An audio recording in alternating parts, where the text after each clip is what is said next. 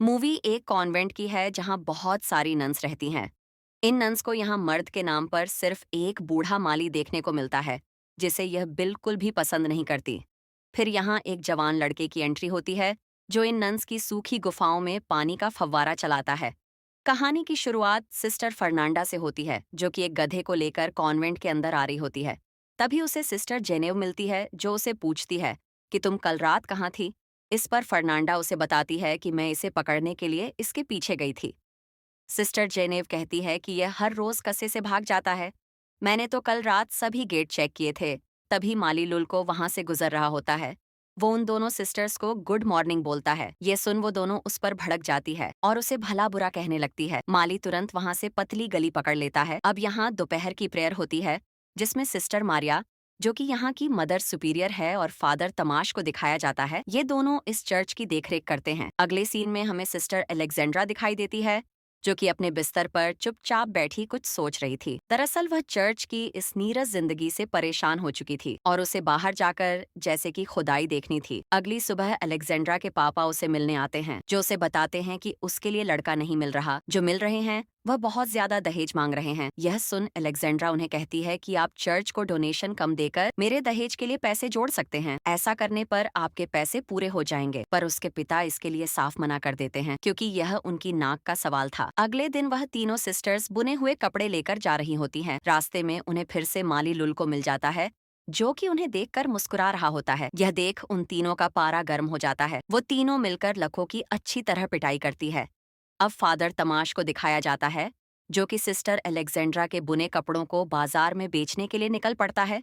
तभी रास्ते में माली मिल जाता है, जो कि यह काम छोड़कर जा रहा था, क्योंकि वह उन तीनों सिस्टर से परेशान हो चुका था और इस बार तो उन्होंने उसे पीट भी दिया था।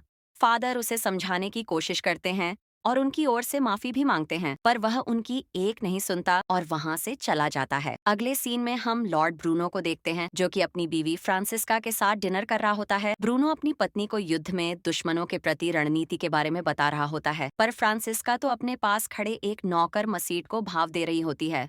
नौकर भी कम नहीं होता, वह भी फुल रिएक्शन दे रहा होता है। अब रात को पलंग तोड़ने के बाद दोनों एक दूसरे से बातें कर रहे होते हैं, जहां फ्रांसिस्का उसे बताती है कि मेरा पति एकदम बेवकूफ है और पलंग तोड़ना तो दूर की बात, उससे पलंग हिलता भी नहीं है, पर तुम्हारा पप्पू लाजवाब है। यह सुन मसीतो एक और राउंड मारने के लिए कहता है और अपनी गन लॉड करता है। उतने में ही लॉर्ड ब्रूनो वहां आ जाता है। ब्रूनो के पैरों की आवाज सुन मसीतो वहां से 92 एक एक हो जाता है, जिससे ब्रूनो को उसका चेहरा नहीं दिखाई देता, पर वो उसकी से सैनिक वाली ड्रेस देख लेता है। ब्रूनो उसके पीछे सीधा सैनिकों के सोने वाले रूम में पहुंच जाता है, जहां मसीट सोने का नाटक करता है। ब्रूनो बहुत चालाक होता है, वह सभी के दिल की धड़कनें चेक करता है। मसीट की बारी आती है और वह पकड़ा जाता है, क्योंकि वह अभी अभी दौड़ कर आया था, जिससे उसकी दिल की धड़कन काफी तेज होती है। अब अंधेरा होने के कारण वो उसकी शक्ल नहीं देख पाता, तो ब्रूनो उसके आगे के बाल काट कर ले जाता है, ताकि सुबह वो उसे पहचान सके। ब्रूनो के जाते ही मशीतो उठता है और अपने सारे साथियों के आगे के बाल काट देता है, ताकि वह सभी दिखने में एक जैसे लगे। अगली सुबह ब्रूनो उस गद्दार नौनक को ढूंढने आता है, पर सभी नौकरों के बाल कटे होने के कारण वह उसे पकड़ नहीं पाता। अब अगले दिन मसीतो अपना काम कर रहा होता है। तभी ब्रूनो की बीवी अपनी प्यास बुझाने के लिए उसके पीछे आती है और खुले में ही उसे पकड़ लेती है और उसके साथ चुम्मा छाटी करने लगती है। यह नज़ारा ऊपर खड़ा ब्रूनो देख रहा होता है। ब्रूनो को देख मसीतो की हवा निकल जाती है और वह वहां से जंगल की तरफ भागता है। ब्रूनो के दो नालायक सैनिक उसका पीछा करते हैं, पर मसीतो उनके हाथ से निकल जाता है। भागते भागते जंगल में मसीतो की मुलाकात फादर तमाश से होती है, जो कि नशे की हालत में अपनी गाड़ी को उल्टा देता है, जिससे उसके सारे कड़े नदी में बह जाते हैं। मासी तो यहाँ फादर की मदद करता है, जिससे फादर इम्प्रेस होकर उसे अपने साथ चर्च ले आता है, क्योंकि वह फादर से रहने के लिए रात को ठिकाना मांगता है। रास्ते में फादर उसे समझाते हैं कि तुम गूंगे और बहरे होने की एक्टिंग करना, नहीं तो वहाँ की सिस्टर तुम्हें परेशान कर लेगी। अगली सुबह वह दोनों चर्च पहुँचते हैं। यहाँ फादर मासीतो की मुलाकात सिस्टर मारिया से करवाता है और वह सिस्टर को बताता है कि इसे मदद की सख्त जरूरत है और हमारे पास भी माल ही नहीं है। इसने मेरी जंगल में बहुत मदद की थी। ये सुन सिस्टर मारिया उसे माली की नौकरी दे देती है। अब अगली सुबह मासी तो अपने माल के काम पर लग जाता है। तभी सिस्टर फर्नांडा उसे देख लेती है और वह उसे अजनबी समझकर उस पर हथियार तान देती है। और उसे अपने बारे में बताने को कहती है।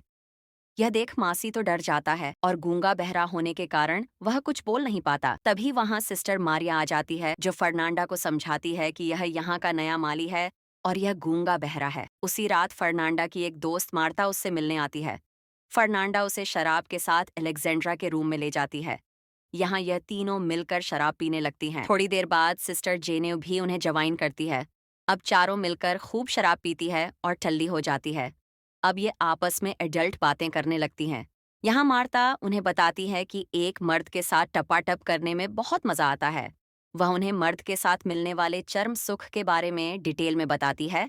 मार्ता की मोटिवेशनल स्पीच सुनकर ये तीनों लड़कियों के मन में कुछ कर गुजरने की चाह जागती है। सिस्टर जेनेव और फर्नांडा तो कुछ ज्यादा ही मोटिवेट हो जाती है। वह रुक नहीं पाती और थोड़ी देर बाद जेनेव के रूम में आपस में इंटीमेट होने लग जाती है। अब अगली सुबह अपना माली मासी तो एक खड्डा खोद रहा होता है, तभी वहां सिस्टर अलेक्जेंड्रा पहुंच जाती है। वो उसे अपनी ओर आकर्षित करती है। अपने मालिक बैकग्राउंड तो आपको पता ही है। वो इस मौके का पूरा फायदा उठाता है और उस नाजुक कली के ऊपर चढ़ जाता है। माली उस कली को फूल बनाने की पूरी कोशिश करता है, पर तभी चर्च की घंटी बज जाती है। सिस्टर अलेक्जेंड्रा को वहां से जाना पड़ता है। इस साइड जेनेव और फर्नांडा कपड़े धो रही होती है और पिछली रात के बारे में बात कर रही होती है। तभी सिस्टर अलेक्जेंड्रा वहां पहुंच जाती है। आज अलेक्जेंड्रा के मुंह पर अलग ही खुशी होती है। यह देख फर्नांडा उसे पूछती है कि तुम्हारे कपड़े खराब कैसे हुए। अलेक्जेंड्रा उसे बताती है कि उसने मालिक को खड्डा खोदने में मदद की थी। अलेक्जेंड्रा के मुंह की चमक देख फर्नांडा को उस पर शक होता है कि कहीं इसने माली से अपना खड्डा तो नहीं खुदवा लिया। अब फर्नांडा को भी अपना खड्डा खुदवा होता है, तो वह अपनी दोस्त मार्ता के पास जाती है और उसे अपनी प्यास के बारे में बताती है, तो वह उसे जंगल में ले जाती है।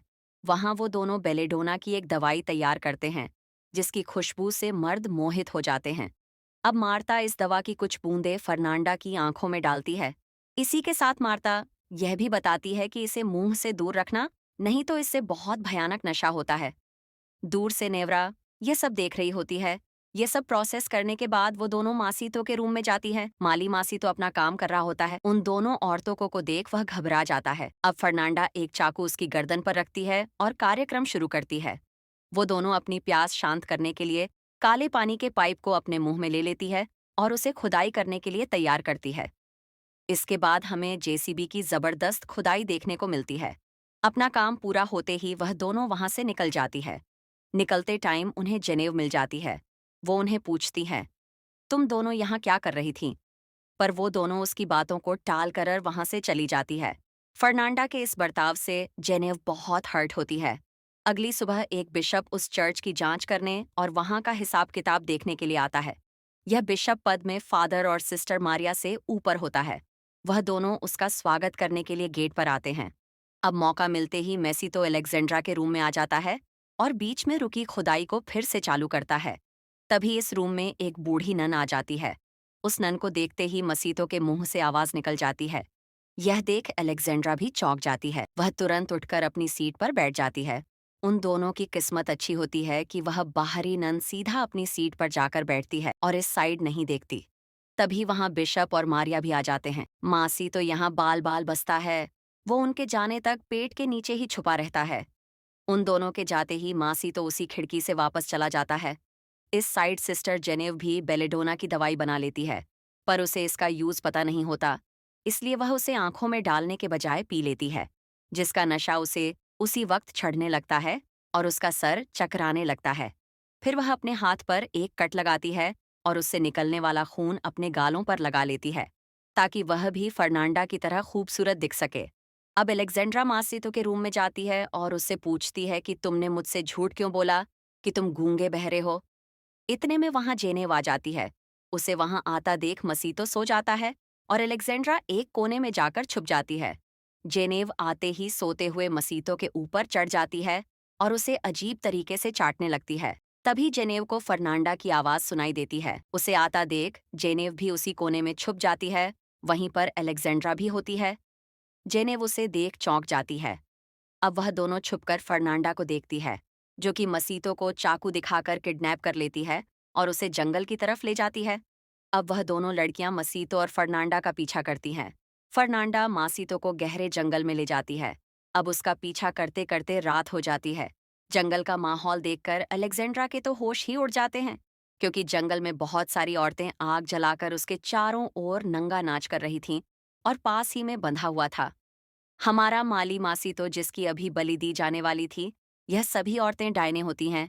इन सभी औरतों को नाचता देख जनेरा का भी मन करता है और वह भी उनके साथ नाचने के लिए चली जाती है।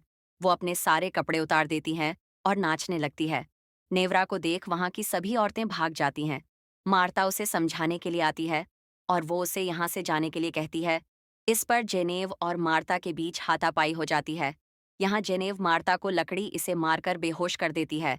अब एलेक्जेंड्रा फर्नांडा को रोकती है और मसीतो को उससे छुड़ा लेती है।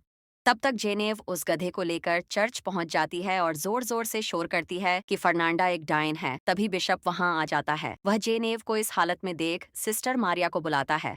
सिस्टर मारिया के रूम से सिस्टर मारिया के साथ फादर मसीतो भी निकलते हैं। यह देख बिशप का दिमाग और खराब हो जाता है। अब सुबह होती है और बिशप सभी को अपनी अपनी सजा सुनाते हैं, जिसमें फादर तमाशा को एक मॉक मंदिर भेज दिया जाता है, जहां पर सिर्फ मर्द होते हैं। यही उनकी सजा होती है। वहीं बाकी सभी औरतों को मामूली सजाएं दी जाती है।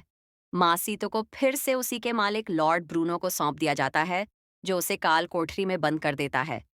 अब थोड़ी देर बाद ब्रूनो आता है। वो उसे बताता है कि उसने दूसरी शादी कर ली है और पहली बीवी को सबक सिखाने के लिए सुअर और कुत्तों के बीच छोड़ दिया है। तुम्हारे साथ भी कुछ ऐसा ही व्यवहार होगा और मैं तुम्हें ऐसी सजा दूंगा कि तुम मुझसे जान की भीख मांगोगे। इसके बाद ब्रूनो वहां से चला जाता है। मासी तो अपने साथियों से उसे छोड़ देने की विनती करता है, पर वह दोनों उसकी बात को सीरियस नहीं लेते और उस पर हंसने लगते हैं। तभी वहां पर एक कछुआ आता है जिसकी पीठ पर एक मोमबत्ती रखी थी।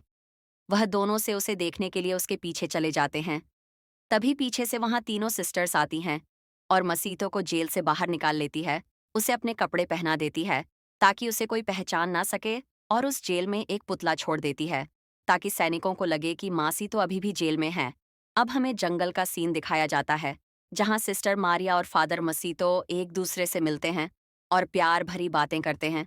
तभी उन्हें जंगल में हलचल सुनाई देती है। ये देख वो दोनों छुप जाते हैं।